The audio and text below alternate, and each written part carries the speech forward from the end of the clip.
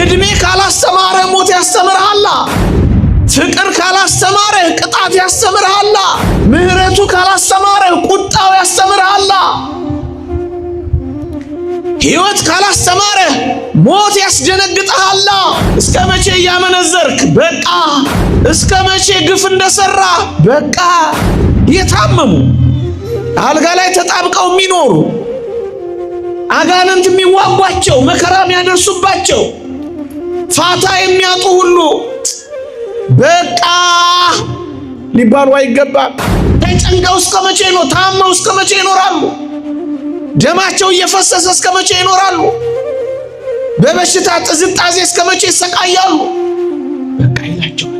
ወዳጄ እግዚአብሔር አስተምሮ ምክሩን መክሮህ አልታረም ካልክ እመነኝ፣ በሞት ምክንያት ያስቆምሃል እግዚአብሔር።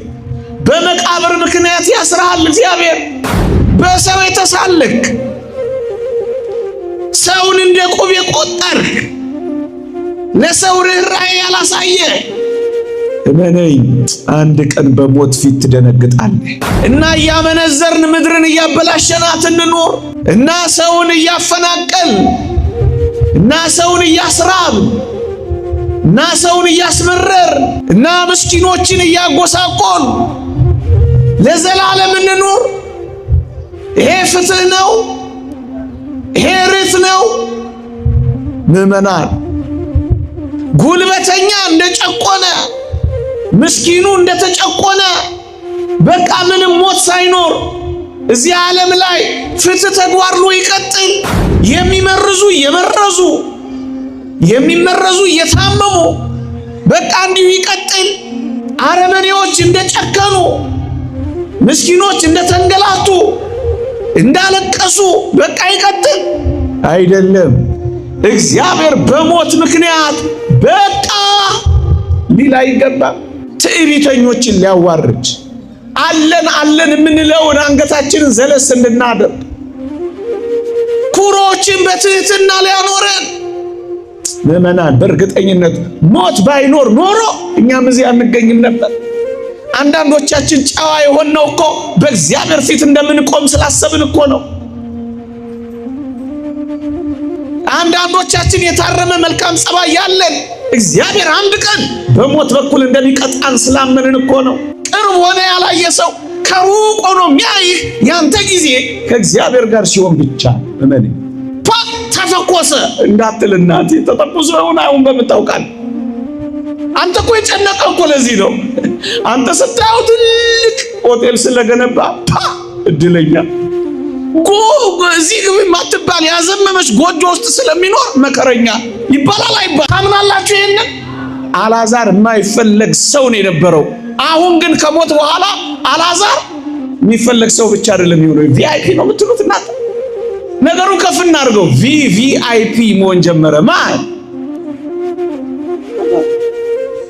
ባጭር ቃል ክርስቲያኖች፣ የዚህ ዓለማችን የዝነኞችና የባለጸጎች መጽሐፍ ይሄ ፎርብስ መጽሔት ላያውቃችሁ ይችላል። አንድ ተስፋ ግን ልንገራችሁ፣ የእግዚአብሔር መጽሔትና የእግዚአብሔር የሕይወት መዝገብ ግን ያውቃችኋል። ይሄ ያጽናናል አያጽናናም? በእግዚአብሔር መታወቅ ይሻልሃል ወይስ በዚህ ዓለም ባለ መናኛ ምስኪን ሰው መታወቅ? የእግዚአብሔር የሕይወት መዝገብ ላይ መጻፍ ይሻላል ወይስ ፎርብስ መጽሔት ላይ መጻፍ ይሻላል? ወወልድ ወመንፈስ ቅዱስ አሃዱ አምላክ አሜን። ክቡር አባታችን መልአከ ገነት ቆሞስ አባ ቶማስ የካቴድራላችን አስተዳዳሪ፣ ክቡራን የሀገረ ስብከቱ የመምሪያ ክፍል ኃላፊዎች፣ የተወደድክ ወንድማችን ዘማሪ ተመስገን ይባቤ፣ የሰንበት ትምህርት ቤት ደቀ መዛሙርት፣ እጅግ የተወደዳችሁ ምዕመናንና ምዕመናት በልዑል እግዚአብሔር ስም እንደምን ሰነበታችሁ? ክርስቶስ ተንሥአ እሙታን አሰሮ ለሰይጣን ሰላም ሆነ። እውነት ነው፣ ክርስቶስ ተነስቷል። እኛ ግን ለምን እንሞታለን?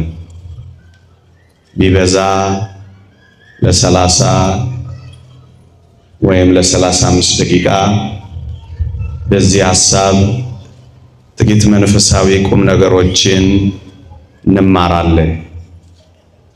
ክርስቶስ ተነስቷል። እኛ ለምን እንሞታለን? በዚህ ርዕስ ጥቂት ደቂቃዎች አቆያችኋለሁ። አዲስ ነገር ልነግራችሁ አይደለም፣ የምታውቁትን ተስፋ ለጥቂት ደቂቃዎች ላሰማችሁ ፈልጌ ነው። እግዚአብሔር ከሁላችንም ጋር ይሁንልን። የቤተ ክርስቲያን ኃይሏ ትንሣኤ ነው።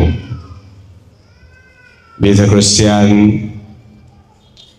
ምድርን ዞራ የሰበከችበት ክንፏ ትንሣኤ ነው። አላውያን ነገሥታትን፣ አረማውያንን ታግላ ያሸነፈችበት ጉልበቷ ትንሣኤ ነው። የክርስቶስን መከራ የታገሰችበት ትዕግስቷ፣ የቻለችበት ልቧ ትንሣኤ ነው። ዛሬ እዚህ የመሰብሰባችን ምስጢር ክርስቶስ ከሞት ስለተነሳ የትንሣኤውን ኃይል አምናለሁ። መከራውንም እካፈላለሁ፣ በሞቱም ልመስለው ወዳለሁ ብሏል ቅዱስ ጳውሎስ። አፋችሁ ኮቸችላ እስኪመስል የምትጾሙት፣ ፀሐይና ውርጩ የሚፈራረቅባችሁ፣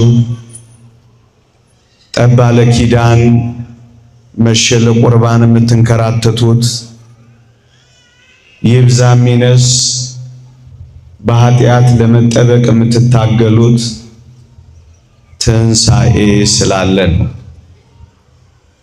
እውነት ነው፣ ኢየሱስ ክርስቶስ ከሞት ተነስቷል። ታዲያ እኛ ምን በወጣን የምንሞተው? እግዚአብሔር ሞትን የፈቀደው ታዲያ ለምንድን ነው? እሱን ነው ጥቂት ደቂቃ ወስጄ የማብራራው። አንደኛ፣ ለምን እንሞታለን? አሁን ፍጽምት በሆነችው በአዲስ ኪዳን እኔና እናንተ ክርስቲያኖች የምንሞተው ለመነሳት ነው። ለምን እንሞታለን? እንድንነሳ ነዋ። መጽሐፍ ቅዱስ እንዲህ ይላል ምዕመናን፣ በአንደኛ ቆሮንቶስ መልእክት ምዕራፍ 15 ቁጥር 38 ላይ ካልሞትክ ሕያው አትሆንም ይላል። እግዚአብሔር ለምን እንድንሞት እንደፈቀደ ታውቃላችሁ? ሕያው እንድንሆን ፈልጎን። ካልሞትን ስለማንነሳን በሞት ምክንያት ተነስተን ለዘላለም ከክርስቶስ ጋር የምንኖረው ስንሞት ብቻ ነው። ለምን እንሞታለን? እንድንነሳ ነዋ።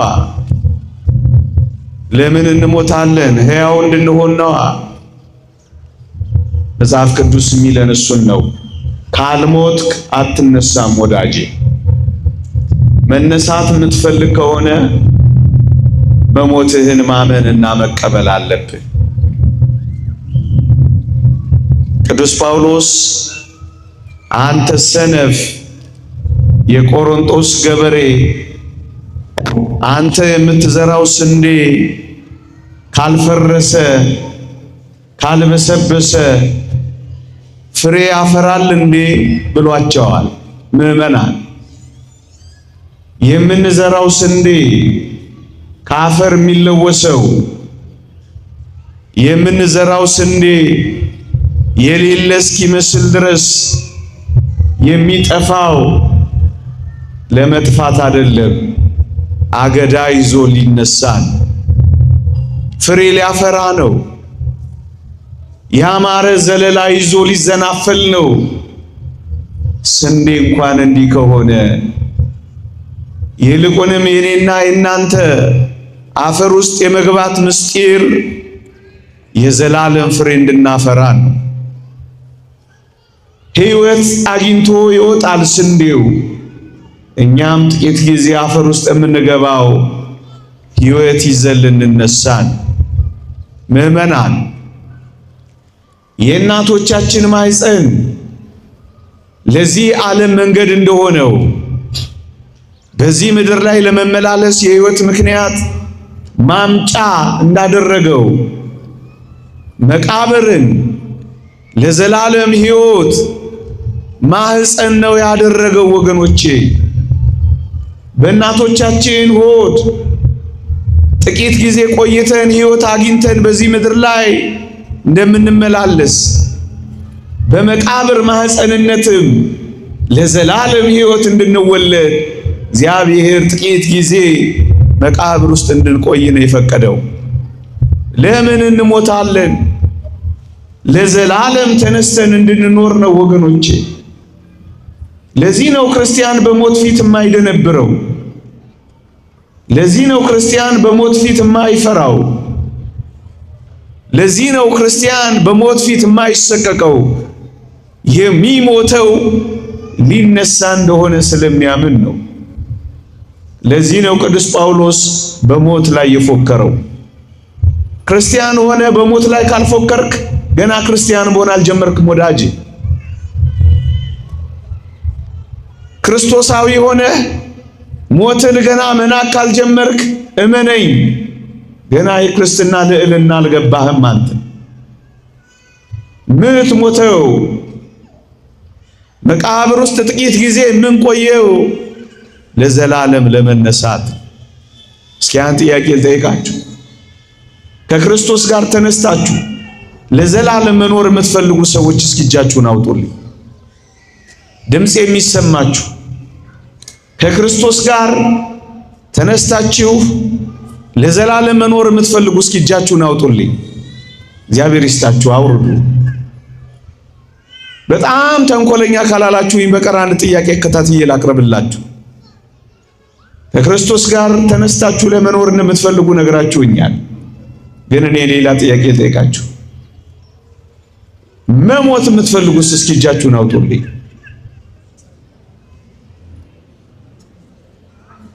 ምን በወጣችሁ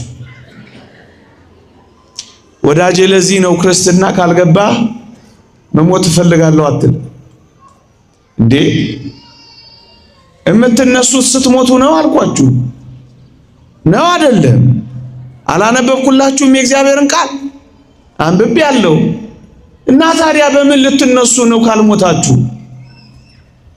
በአውሮፕላን አትነሱም፣ በክሪክ አትነሱም፣ እንደ መኪና በምንጨቃ አትነሱም። መነሳት ትፈልጋላችሁ፣ መሞት ግን አትፈልጉም። የምን ብልጦች ናችሁ እናንተ? እንደ ክርስቲያን እንነጋገር እንጂ ካልሞትክ ምን አትልም። መነሳት ከፈለክ የግድ ምን መምረጥ አለብህ? ሞት። ያለ ሞት መነሳት የለም ወዳጆች። ለምን እንሞታለን? እንድንነሳ። ካልሞትክ ሕያው ስለማትሆን። አንደኛ አጠር ላድርገው፣ የትንሣኤ ጉባኤ የማለዳ ወግ አድርጋችሁ ቁጠሩት። ሁለተኛ ለምን እንሞታለን? በጣም አስደናቂ ነገር ደግሞ ልንገራችሁ። ለምን እንደምንሞት ታውቃላችሁ? እግዚአብሔር እንደገና ሊሰራን ስለሚፈልግ። ይኸውላችሁ መጽሐፍ ቅዱስ እንዲህ ይላል፣ በውርደት እንዘራለን፣ በክብር እንነሳለን። በመበስበስ እንዘራለን፣ ባለመበስበስ እንነሳለን። በድካም እንዘራለን፣ በኃይል እንነሳለን ይላል። ለምንድን ነው እንደተዋረድን ሆነን በሳጥን የምንቀበረው ካላችሁ ሆይ እንድንከብር ሆነን እንድንወጣ እግዚአብሔር ስለሚፈልግ ነው። የተዋረደው ስጋችን የክርስቶስን ስጋ እንዲመስል ራሱ ይለውጠዋል ይላል።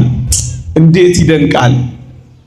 ይሄ የሚፈርሰው ይሄ የሚበሰብሰው የሚፈርሰውንና የማይበሰብሰውን መውረስ ስለማይችል የማይፈርስ የማይበሰብስ አድርጎ ለዘላለም ሕይወት የሚያበቃው መቃብር ውስጥ የገባን እንደሆነ ብቻ ነው። እና ለምን እንሞታለን? እግዚአብሔር ይሄንን የተዋረደውን ስጋችንን የከበረ ስጋ አድርጎ ሊለውጠው እንደገና ሊሰራው። ይሄ መንደር ውስጥ ያሉት አልቃሾች እንደሚሉት ሸሸ፣ ተበላሸ እንደሚሉት እንዳይመስል አንተ ክርስቲያን። በጣም ውብ በጣም ያብለጨለጭ የጌታችንን መልክ እንድናሳይ አድርጎ ሊያወጣን ነው ጥቂት ጊዜ መቃብር ውስጥ የምንቆየው። መጽሐፍ ቅዱስ የክርስቶስን መልክ እያብለጨለጭን እናሳያለን ይላል። እስኪ ጥያቄ ልጠይቃችሁ፣ በተለይ ሴቶች። አንዲት ሸክላ ሰሪ፣ አንዲት የገል ባለሙያ ሸክላዋ ሲሸረፍ ወይም ደግሞ ሸክላዋ ሲሰነጠቅ ትለስነዋለች፣ ትጠግነዋለች አይደል? ምን አዋላችሁኝ? አታፍሩም? ደግሞ ምን ታደርገዋለች? ወንዶች ንገሩኝ በሞቴ። አፍርሳ ነው የምትሰራው። ንገሯቸው። ስትጠግነው ስትለስነው አይደለም የምትኖረው። ምንድነው የምታደርገው? አፍርሳ ነው የምትሰራው። ኃጢአት ሸረፈን፣ በደል ሰነጠቀን እና እግዚአብሔር ሲጠግነን አይደለም የኖረው። በሞት በኩል እንደገና አፍርሶ አብኩቶ አዲስ አድርጎ ነው የሚሰራን። እንደማን? እንደ ባለሙያ። የእግዚአብሔር ቃል እንዲህ ይላል፣ እኛ ሸክላ ነን፣ እኛ ጭቃ ነን፣ እግዚአብሔር ሰሪያችን ነው ይላል። ለምንድን ነው የምንሞተው? ውብ አድርጎ እንደገና ሊሰራን ነው። የሸክላዋ ባለሙያ ያንን የተሸረፈ ሸክላዋን አብኩታ አፈርፍራ አበስብሳ ከመጀመሪያው የተሻለ ውብ አድርጋ እንደምትሰራው እግዚአብሔርም በሞት በኩል እንደገና ሊሰራ፣ እንደገና ሊያስውበን፣ እንደገና ሊያሸበርቀን ነው የምንሞተው። ወዳጅ ሸሸ፣ ተበላሸ የሚለውን ብቻ ሰምተህ አደራ እንዳትፈራ፣ በሞትም በኩል እንዳትሳቀቅ። እንደውም የእግዚአብሔር ቃል እንዲህ ይላል፣ ልንገርህ፣ ጻድቃን እንደ ከዋክብት ይደምቃሉ ይላል። እንደገና ደምቀን እግዚአብሔር ይሰራናል። ለምን እንሞታለን? እግዚአብሔር እንደገና ሊሰራን። ሁለተኛ፣ ሶስተኛ፣ ለምን እንሞታለን? ሶስተኛ በጣም የሚደንቅ ነገር ደግሞ ልንገራችሁ። ቅዱስ ባስልዮስ ዘቂሳርያ የተባለ አባት እንዲህ ይላል፣ እግዚአብሔር የሰው ልጅ ለዘላለም በኃጢአት እንዳይኖር ለመገደብ ለመከልከል ሞትን ሰጥቷል ይላል። ልድገመው፣ የሰው ልጅ ለዘላለም በኃጢአት እንዳይኖር ለመከልከል የተሰጠ ስጦታ ቢኖር ሞት ነው ይላል ባስልዮስ ዘቂሳርያ። ወዳጄ ይሄንን ሐሳብ ደግሞ እስኪ ተመልከተው። ሞት ባይኖር ኖሮ እቺ ምድር ምንኛ በወንጀለኞች ትሞላ ነበር። ሞት ባያስቆማቸው ኖሮ አረመኔዎች እንዴት ይጨክኑብን ነበር። ሞት ባይኖር ኖሮ እነዚያ ፍሪጅ ውስጥ እያስገቡ የሰው ስጋ ይበሉ የነበሩ እነ ኢዲ አሚን ዳዳ ይሄኔ እኔ ስጋ ጋር ደርሰው ይሆናላ። ሞት ባይኖር ኖሮ አረመኔዎች ይሄኔ ምድርን በብዙ አቶሚክ ቦምቦች አፍርሰዋት ይሆናላ። ሞት ባይዛቸው ኖሮ የሰው ልጅ በሞት ምክንያት እግዚአብሔር ገደብ ባይሰጠው ኖሮ መረን የወጣ ኃጢአተኛ አይሆንም ነበር በምድር ላይ። ለምን እግዚአብሔር ሞትን ሰጠ? በቃ ለማለት ነው ወዳጄ።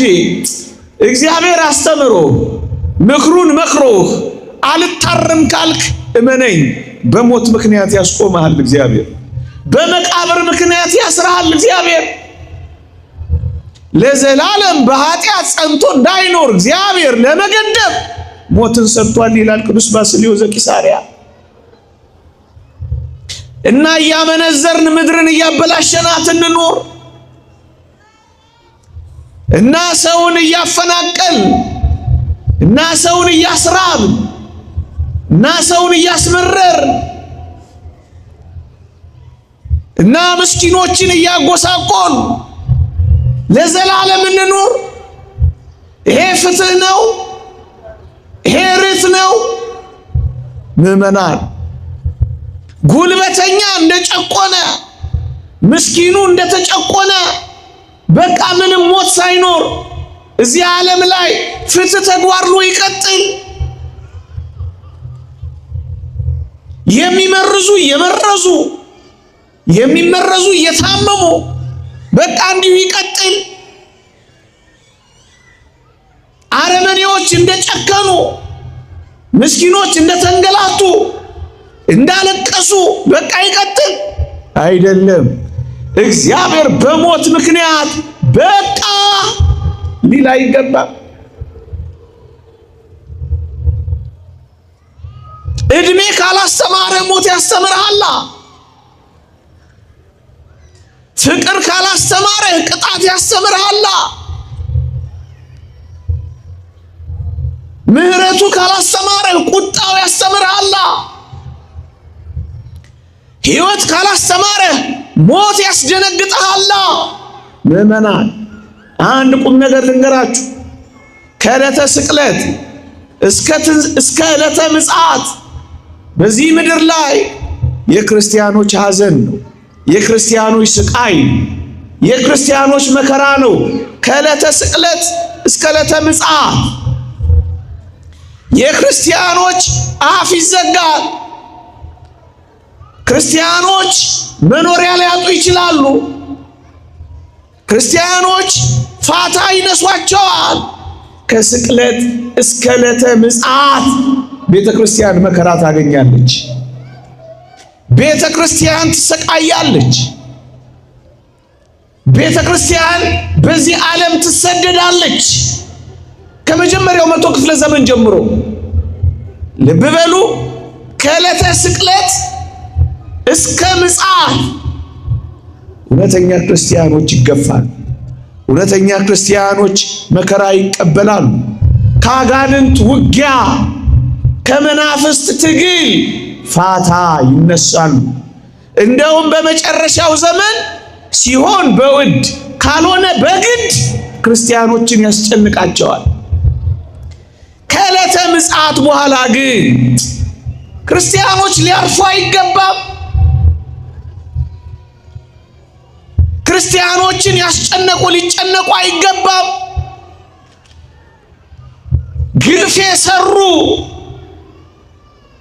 አፍ ያዘጉ አፋቸው ሊዘጋ አይገባም። ለዚህ ነው ቅዱስ ያዕቆብ ዘስሩግ ያን ጊዜ ጩኸት ይሆናል፣ እናት የልጇን ጩኸት እንኳን አትሰማም። ያን ጊዜ ፍጅት ይሆናል፣ የማይጠቅም ፍጅት ይሆናል። ያን ጊዜ አፋቸው ይዘጋል ያለው ለዚህ ነው ወገኔ። ያን ጊዜ እግዚአብሔር አፍ ይዘጋል በሞት በኩል። ያን ጊዜ የፈጁ ይፈጃሉ፣ ያስጨነቁ ይጨነቃሉ፣ ያስደነገጡ ይደነግጣሉ። እንደ ንጉሥ አጋግ ይህ ሰው እዛ መጽሐፈ ሳሙኤል ላይ እንደተጻፈው ሴቶች ነፍሰ ጡር ሆነው ያየ እንደሆነ አሉ ከነ ሕይወታቸው ሆዳቸውን ይቀድና ሴት ነው ወንድ ነው የወለዱት ብሎ ቼክ ያደርጋል አሉ። ነብዩ ሳሙኤል አንድ ቀን መጣለታ ሰይፍ ይዞ ሊገለው ፊቱ ሲቆም ንጉሥ አጋግ ምን እንዳለ ታውቃላችሁ? ሞት እንዲህ መሪር ናት እንዴ አላለ መሰላችሁ? ወዳጄ በሰው የተሳለክ ሰውን እንደ ቆብ የቆጠርክ ለሰው ርህራሄ ያላሳየ እመነኝ አንድ ቀን በሞት ፊት ትደነግጣለህ።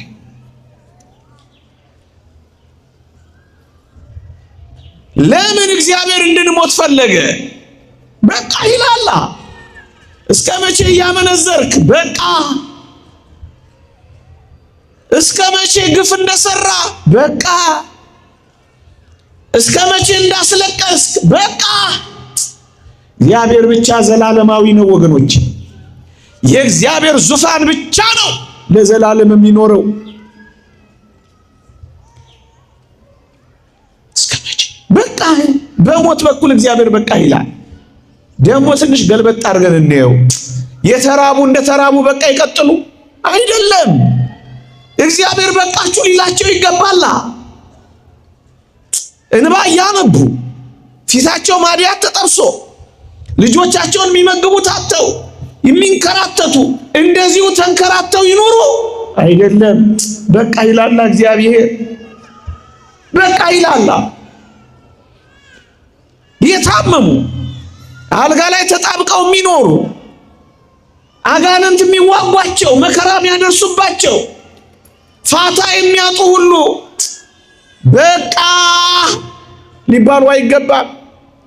እስከ መቼ ከአልጋ ተጣብቀው ይኖራሉ? በቃችሁ ይላቸዋል። ተጨንቀው እስከ መቼ ነው? ታመው እስከ መቼ ይኖራሉ? ደማቸው እየፈሰሰ እስከ መቼ ይኖራሉ? በበሽታ ጥዝጣዜ እስከ መቼ ይሰቃያሉ? በቃ ይላቸዋል። በሞት በኩል ለዘላለም ኃጢአተኞች ሆነን እንዳንኖር በቃችሁ ይለናል። በሞት በኩል ለዘላለም ተሰቃይተን እንዳንኖር በቃችሁ ይለናል። ለምን እግዚአብሔር ሞትን ያመጣል? ለምን እግዚአብሔር ለምን እንሞታለን? በቃችሁ ይለናል። ሊያስቆም ትዕቢተኞችን ሊያዋርድ አለን አለን የምንለውን አንገታችንን ዘለስ እንድናደርግ ኩሮችን በትህትና ሊያኖረን ምዕመናን በእርግጠኝነት ሞት ባይኖር ኖሮ እኛም እዚህ አንገኝም ነበር። አንዳንዶቻችን ጨዋ የሆነው እኮ በእግዚአብሔር ፊት እንደምንቆም ስላሰብን እኮ ነው። አንዳንዶቻችን የታረመ መልካም ጸባይ ያለን እግዚአብሔር አንድ ቀን በሞት በኩል እንደሚቀጣን ስላመንን እኮ ነው። ለዚህ ነው እግዚአብሔር ለጥቂት ጊዜ እንድንሞት እግዚአብሔር ይፈቅድ። ሶስተኛ አራተኛ ነገሬን ለመጠቅለል እንዲመቸኝ አንድ ጥቅስ አነባለሁ፣ እናንተም ትነግሩኛላችሁ። ጨርሻለሁ። ጥቂት ደቂቃዎች ብቻ እንዳላቆያችሁ ብዬ ሰብሰብ እያረኩት መጽሐፍ ቅዱስ እንዲህ ይላል፣ አልዓዛርም ሞተ፣ መላእክትም ወደ አብርሃም እቅፍ ወሰዱት ይላል። አንድ አልዓዛርም ሞተ፣ መላእክትም ወደ አብርሃም እቅፍ ወሰዱት ይላል። አንድ እዛ አጠገብ ሉቃስ ወንጌል ምዕራፍ 16 ሌላ ጥቅስ ላንብብላችሁ። ባለጸጋው ሞተ ተቀበረ ብቻ ይላል። አሁን እናንተን ላስመርጣችሁ እስኪ ክርስቲያኖች፣ በማለዳ እንደ አልዓዛር ብትሆኑ ይሻላችኋል እንደ ባለጸጋው? ምን አላችሁ? ጥያቄ ስለምጠይቃችሁ እያሰባችሁበት ንገሩኝ። እንደ አልዓዛር እንደ ባለጸጋው? ምን አላችሁኝ? ጥቅሱን በደንብ ሰምታችሁታል አይደል? እንደ አልዓዛር እንደ ባለጸጋው? እሺ አሁን ማብራሪያ ይልቀጥል። አልዓዛር ሞተ፣ መላእክትም ወደ አብርሃም እቅፍ ወሰዱት። መልካም ነው፣ እንደ አልዓዛር መርጣችኋል። አልዓዛር ግን መላእክት ወደ አብርሃም እቅፍ ከመውሰዳቸው በፊት እኮ ምድር ላይ በጣም ምርጥ ድሃ ደረጃ አንድ ምስኪን ድሃ ነበር፣ የሚበላው እንኳን የሌለ። ሰማችሁኝ? አሁን ጥያቄ ልጠይቃችሁ። እንደ አልዓዛር ብትሆኑ ይሻላችኋል እንደ ባለጸጋው? ድሃ ነው እያልኳችሁ ሐሳቡን የሚቀይር ካለ ይሁና እንደማለት ነው። ምን አሉ ይከሳቃቸው ደስ ሲል ሌላ ተንኮለኛ ካላላችሁ ላወሳስበው። እየሰማችሁኝ ነው? አልዓዛር ሞተ፣ መላእክትም ወደ አብርሃም እቅፍ ወሰዱት ይላል። ባለጸጋው ሞተ ተቀበረ ብቻ ነው የሚለው። ያ ባለጸጋ ስለሆነ አይደለም የተነቀፈው። ባለጸግነት አያስነቅፍም ወገኖቼ። በባለጸግነቱ ላይ ድሃን መርዳት ርህራሄ ስለሌለው ነው የተነቀፈው። አሁን ወደ ጉዳይ ልምጣ። አልዓዛር እኮ ድሃ ብቻ አልነበረም የነበረው፣ በቁስል የተመታ በደዌ የደቀቀ አንደኛ በሽተኛ ነበረ። አሁን ጥያቄ ልጠይቃችሁ፣ እንደ አልዓዛር ወይስ እንደ ባለጸጋው? በሽተኛም የምራቸውን እውነታችሁን ነው ወይ? ይሄ በጣም የሚደንቅ ክርስትና ነው። ትንሽ ገብቶናል ማለት ነው። ነገሩን ትንሽ ላወሳስበው ከጀመርኩት ካልቀረ አይዟችሁ በሰላም ወጣለሁ አለ። መንገዱን ከፈት ታረጉልኛላችሁ። ምን አይነት ጨካኝ ነው ካላላችሁ፣ አልዓዛር እኮ ደሃ ነው። በድህነት ላይ ደዌ ያለበት፣ በደዌ ላይ አንድም አስታማሚ የለውም። አልዓዛርን የሚያስታምሙት ምርጥ ውሾች ነበሩ። ውሾች ቁስሉን ይልሱለታል። ቁስሉን ሲለሱለት ደስ ይለው ነበር ይላል መጽሐፍ ቅዱስ።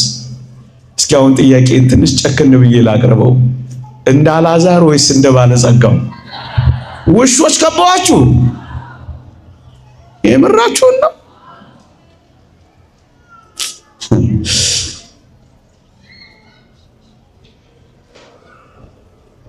ዕለት እየተመቸው የሚኖረው ባለጸጋ አንድ ቀንም አልዓዛርን አይቶት አያውቅ። ከሞቱ በኋላ ግን የተነገረውን ቃል ተመልከቱ። አልዓዛር ሞተ፣ መላእክትም ወደ አብርሃም እቅፍ ወሰዱት ይላል። ባለጸጋው ግን ዕለት እየተመቸው ነው የኖረው። አንድ ቀንም አልዓዛርን አይቶት አያውቅ። አሁን ግን በሩቁ አልዓዛርን አየው። ይህ እንዴት ይደንቃል! ይህ ምንኛ ያጽናናል! ወዳጆቼ አንድ ቁም ነገር ቅዱስ ዮሐንስ አፈወርቅ ያስተማረውን እዚህ ጋር ላንሳላችሁ። ከፍጻሜው በፊት ከሞት በፊት ወይም ከዕለተ ምጽአት በፊት ማንንም እድለኛ ማንንም መከረኛ አትበሉ ይላል። እስኪ አሁን ልንገራችሁ ወይም ልጠይቃችሁ፣ ከአልዓዛርና ከባለጸጋው በጣም እድለኛ ማን ነው? እዛ ሰፈር ውስጥ ግን ስትሄዱ ይሄንን ትደግሙታላችሁ።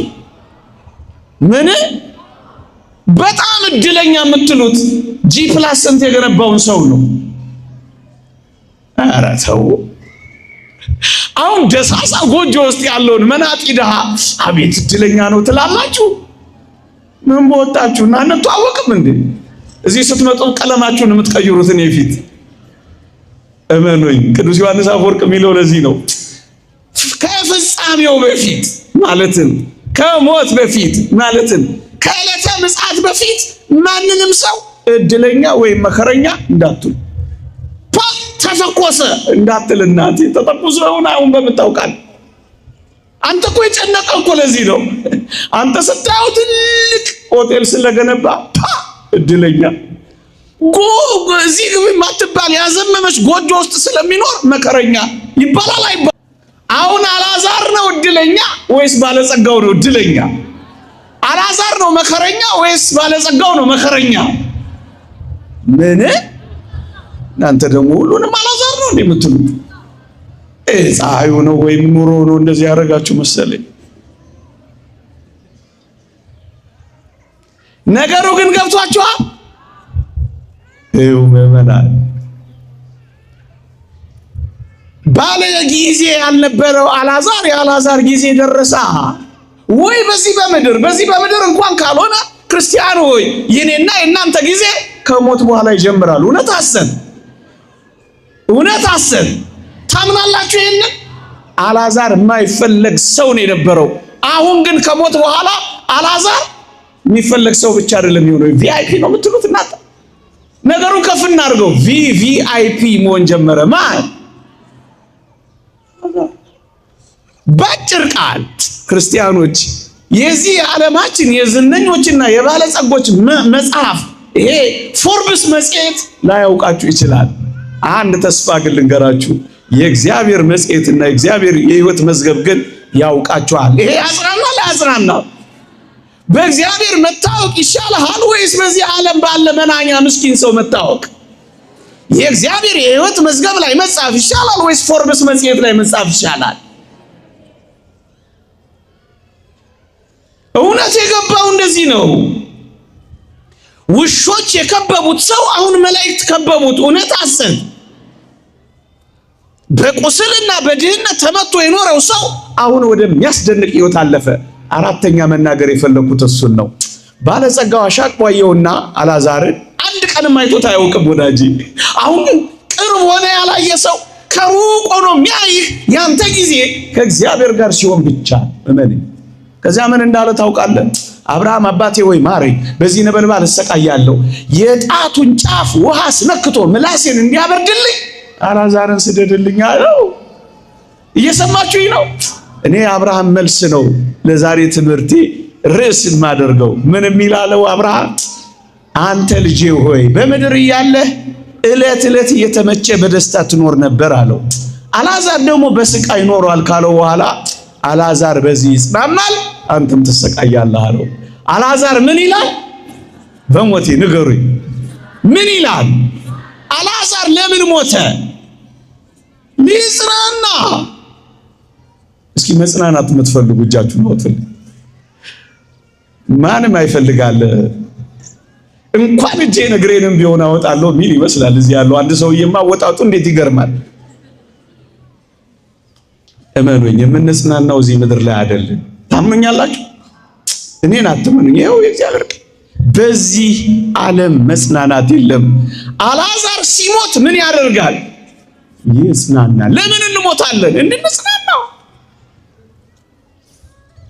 ወደ መጽናኛችን፣ ወደ ወደባችን፣ ወደ እረፍታችን እንድንሄድ ነው። መጽሐፍ ቅዱስ ነፍሴ ሆይ ወደ እረፍትሽ ተመለሺ እግዚአብሔር መልካም አድርጎልሻልና ይላል። ወደ እረፍታችን ምን ሄደው በምን በኩል ነው? በሞት በኩል። መጽሐፍ ቅዱስ እኮ ነው የሚለው። የእግዚአብሔር ቃል እኮ ነው የሚናገረው። አልዓዛር በዚህ ይጽናናል። ወዳጄ ለምን እንሞታለን? ለዘላለም እየተጽናናን እንድንኖር፣ በቃ እያለቀስን እንዳንኖር። ተወደደ ጠፋ ማትልበት ሕይወት ውስጥ ተጽናናለህ። ለቅሶ የሌለበት፣ ዋይታ የሌለበት፣ እልልታ ያለበት፣ ሐዘን የሌለበት፣ ደስታ ያለበት፣ መነፍረቅ የሌለበት፣ መቦረቅ ያለበት ምርጥ ሕይወት፣ ሊነገር የማይችል ሕይወት እግዚአብሔር ለኔና ለዚህ ነው ክርስቲያን የሆናችሁት። ለዚህ ነው በማለዳ እዚህ የመጣችሁት። ለዚህ ነው ፀሐይ ላይ የምትቀጠቀጡት። ለዚህ ነው ንፋስና ውርጭ ለዚህ ነው እንደኔ አይነቱን መናኛ ሰው ቁጭ ብላችሁ የምትሰሙት። ለዚህ ነው ክርስቲያን የሆናችሁት።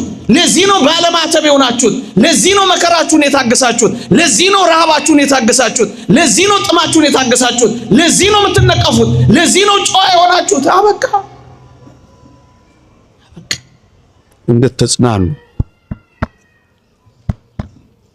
እንድትጽናኑ ለመጽናኛነት በቃ እያለ ነው መሰለኝ።